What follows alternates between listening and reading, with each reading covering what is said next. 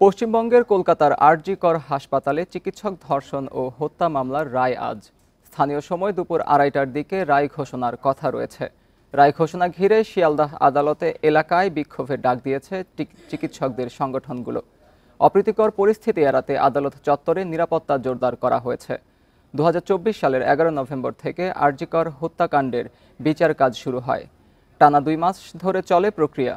CBI এর দেয়া চার্জশিটে আটক সিভিক ভলান্টিয়ারকেই একমাত্র অভিযুক্ত হিসেবে উল্লেখ করা হয়। আদালতে তার সর্বোচ্চ শাস্তির আবেদন জানিয়েছে কেন্দ্রীয় সংস্থা। তবে মিথ্যা মামলায় অভিযুক্তকে ফাঁসানো হচ্ছে বলে দাবি তার আইনজীবীর। সিবিআই এর দেয়া তথ্য প্রমাণও পর্যাপ্ত নয় বলে দাবি অভিযুক্তের আইনজীবীর। 2024 সালের 9 আগস্ট আরজি কর হাসপাতালের নারী চিকিৎসককে ধর্ষণের পর হত্যা করা হয়।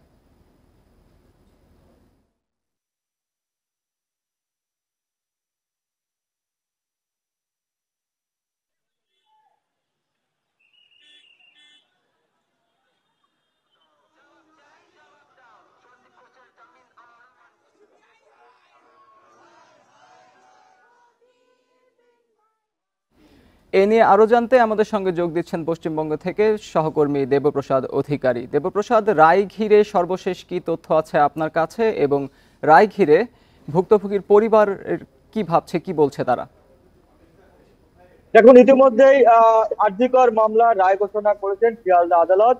দোষী সাব্যস্ত করা হয়েছে সন্দীপকে, অর্থাৎ সিভিক ভলেন্টিয়ার যে ছিলেন সেই সিভিক ভলেন্টিয়ারকে ইতিমধ্যেই দোষী সাব্যস্ত করা হয়েছে। ভারতীয় সংহিতার 64 ধারা, অর্থাৎ ধর্ষণ এবং 63 ধর্ষণের পরে মৃত্যু এবং 103+1 খুনের ধারায় খুনের ধারায় অপরাধীকে দোষী সাব্যস্ত করেছে ওই শিয়ালদা আদালত। ইতিমধ্যে কিন্তু রায় ঘোষণা করা হয়ে গেছে। আপনি জানেন যে এই আরজি করের যে রায় ঘোষণা আজকের শিয়ালদা আদালত চত্বর সকাল থেকেই অর্থাৎ নিরাপত্তার চাদরে মুড়ে ফেলা হয়েছিল। কারণ হচ্ছে সন্দীপ অর্থাৎ সিভিক ভলেন্টিয়ারকে যখন আদালত চত্বরে নিয়ে আসা হয় তখন সামনে এবং পেছনে পুলিশের গাড়ি দুটো দুটো করে 4টে গাড়ি করে তাকে নিয়ে আসা হয়েছে, কারণ কোন রকম অপ্রীতিকর ঘটনা আদালত চত্বরে না ঘটে। সেজন্য প্রশাসন যেমন সচেতন ছিল, তেমনি আরজি করের যারা ডাক্তার, জুনিয়র ডাক্তার রয়েছেন, তারাও বলেছিলেন যে আরজি করের যে অভয়ার বিচার, সেই বিচারের সময় শিয়ালদা আদালতের বাইরে তারা জমায়েত করবেন এবং তারা জমায়েত করেছিলেন। কিন্তু শেষ পর্যন্ত আদালত দুটোর কিছু পরে এই আজকের শিয়ালদা আদালত এই রায় ঘোষণা করেছে এবং সেখানে ভারতীয় সংহিতার বেশ কয়েকটি ধারায় তাদের বিরুদ্ধে সন্দীপের বিরুদ্ধে দোষী সাব্যস্ত করা হয়েছে এবং তাকে এই মুহূর্তে দোষী সাব্যস্ত করার পরে, অর্থাৎ নির্যাতিতার বাবা এবং মা দুজনেই কিন্তু আদালতে ছিলেন। অর্থাৎ অভয়ের বাবা মা যেটা দাবি করেছিলেন যে নির্যাতিতাকে যেভাবে খুন করা হয়েছে এবং ধর্ষণ করা হয়েছে, তারপরে যে বিচার প্রক্রিয়া চলছিল সেই বিচার প্রক্রিয়া কিন্তু সন্তুষ্ট তারা ছিলেন না এবং তারা যেটা বারবার আদালতের কাছে দাবি করছিলেন যে আমরা এই অভয়ার বিচার চাই এবং কঠোর থেকে কঠোরতম বিচার চাই। যারা এই ঘটনার সঙ্গে যুক্ত ছিলেন এবং যারা এই ধরনের নির্মম ঘটনা ঘটিয়েছেন তাদের কঠোর থেকে কঠোরতম শাস্তি তারা আদালতের কাছে প্রার্থনা করেছিলেন। অভয়ের যিনি আইনজীবী ছিলেন তিনিও আদালতের কাছে প্রার্থনা করেছিলেন। সর্বশেষ আজকের শিয়ালদা আদালত নির্দিষ্ট সময় ঘোষণা দুটোর পরে, তার কিছুক্ষণ পরেই কিন্তু এই রায় ঘোষণা করলেন এবং সিভিক ভলেন্টিয়ার সন্দীপকে দোষী সাব্যস্ত করলেন। অর্থাৎ দেবপ্রসাদ, এই মামলার একমাত্র অভিযুক্ত সিভিক ভলান্টিয়ারের যে আইনজীবীরা আছেন তারা কি বলছেন, তাদের বক্তব্য কি এই বিষয়ে? তারা সিবিআই সংস্থা হচ্ছে অভিযুক্তের সর্বোচ্চ সাজা চেয়েছে, তার আইনজীবীরা কি বলছেন?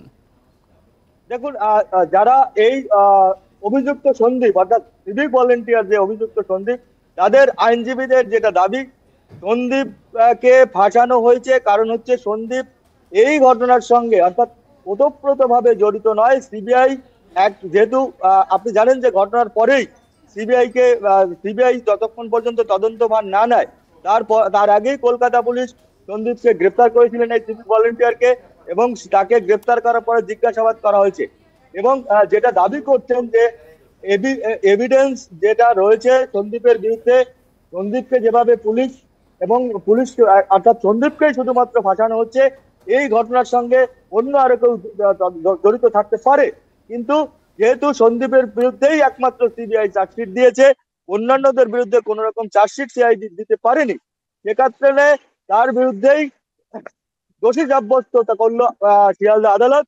এবং তার আইনজীবীদের দাবি তারা হয়তো এই মুহূর্তে, কারণ এটা শিয়ালদা আদালত অর্থাৎ নিম্ন আদালত ইতিমধ্যে তার বিরুদ্ধে দোষী সাব্যস্ত ঘোষণা করেছে, তারপরে পরবর্তী পর্যায়ে তারা এই যে সন্দীপের বাড়ির লোকজন এবং আইনজীবীরা সিদ্ধান্ত নেবেন, আলোচনা করবেন যে এই মামলার রায় নিয়ে তারা কোনো উচ্চতর আদালতে যাবেন কিনা। এটা দেবপ্রসাদ, এখনই তারা ধন্যবাদ আপনাকে।